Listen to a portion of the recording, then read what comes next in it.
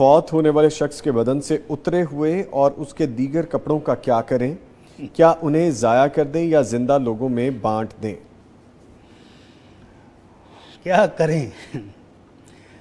जो फौत होने वालों की फैक्ट्री के साथ करते हैं, जो उसके बैंक बैलेंस से करते हैं, जो उसकी गाड़ी के साथ करते हैं, जो उसके घर के साथ करते हैं, जो उसने प्लाट खरीदे हुए थे, जो उनके साथ करते हैं, वो ही कुछ इसके कपड़ों के साथ भी करना चाहिए। ये तो बड़ा क्लियर जवाब दे दिया भट्टी साहब आपने। मतलब हमारे मुआशरे में अलमिया क्या है जी कि फौत हो जाने वाले की ऐसे वल्लाह निज़ामी साहब, मुझे फ़ोन आया कि मैयत अभी घर में पड़ी है और 2 पार्टियां उसके मकान पर कब्जा करने के लिए हमला आवर हो चुकी हैं।